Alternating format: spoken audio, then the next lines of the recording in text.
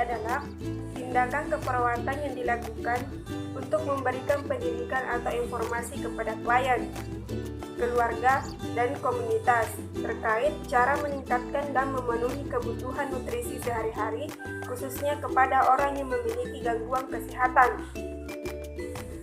Tujuannya, yang pertama, meningkatkan keterampilan mahasiswa dalam memberikan edukasi nutrisi. Yang kedua, mengetahui hal-hal yang perlu dipersiapkan dalam memberikan edukasi nutrisi.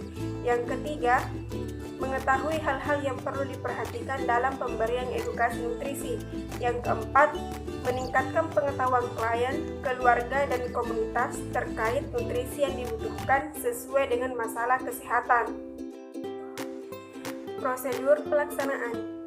Yang pertama, tahap persiapan.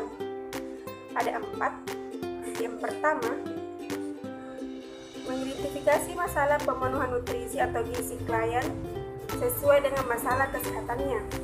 Yang kedua, mempersiapkan materi sesuai dengan kebutuhan pemenuhan nutrisi. Yang ketiga, mempersiapkan media edukasi nutrisi seperti leaflet, video, atau buklet food model yang dapat berisi tentang pengetahuan tentang nutrisi atau gizi sesuai status kesehatan, tabel makanan sesuai gizi seimbang, cara mengolah makanan, dan waktu atau jadwal pemenuhan nutrisi. Yang keempat,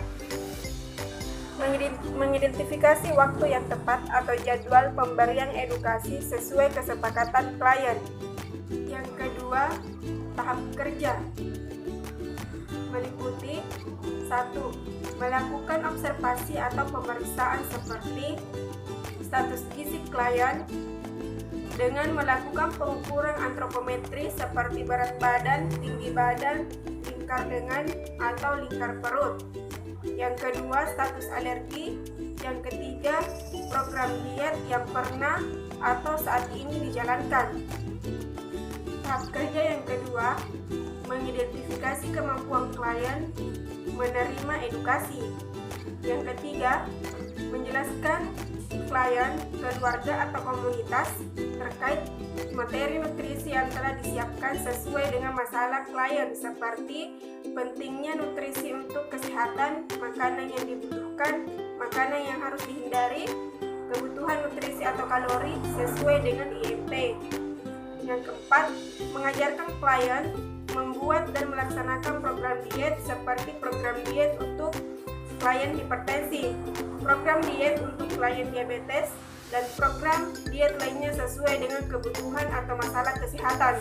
Yang kelima, menjelaskan kepada klien hal-hal yang perlu diperhatikan sebelum memenuhi nutrisi klien. Yang keenam, demonstrasi terkait cara menyajikan makanan yang sehat. Yang ketujuh, demonstrasi terkait cara mengatur posisi saat makan.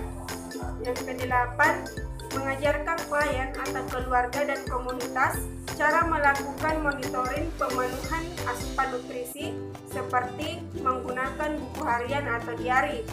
9. Mengajarkan klien, keluarga, dan komunitas cara memantau kondisi kekurangan nutrisi pada klien.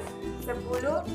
Mengarahkan klien, keluarga, dan komunitas untuk mendemonstrasikan kembali yang diajarkan selama edukasi nutrisi berlangsung, seperti cara menyajikan makanan yang sehat, menyiapkan makanan sesuai dengan program diet yang diberikan. Yang ketiga, tahap evaluasi. Ada 3. Yang pertama, evaluasi struktur, seperti terkait persiapan edukasi nutrisi. Yang kedua, evaluasi proses terkait pelaksanaan edukasi nutrisi. Yang ketiga, evaluasi hasil terkait kemampuan yang dicapai klien, keluarga, dan komunitas dari edukasi nutrisi yang diberikan, seperti pengetahuan dan keterampilan klien, keluarga, dan komunitas tentang edukasi nutrisi. Yang perlu diperhatikan dalam edukasi nutrisi: 1. Perkembangan. 2. Jenis kelamin. 3. Etnis dan budaya. 4. Keyakinan mengenai makanan. 5. Pilihan pribadi. 6. Praktik keagamaan. 7. gaya hidup, 8 medikasi dan terapi, 9 kesehatan, 10 faktor psikologis.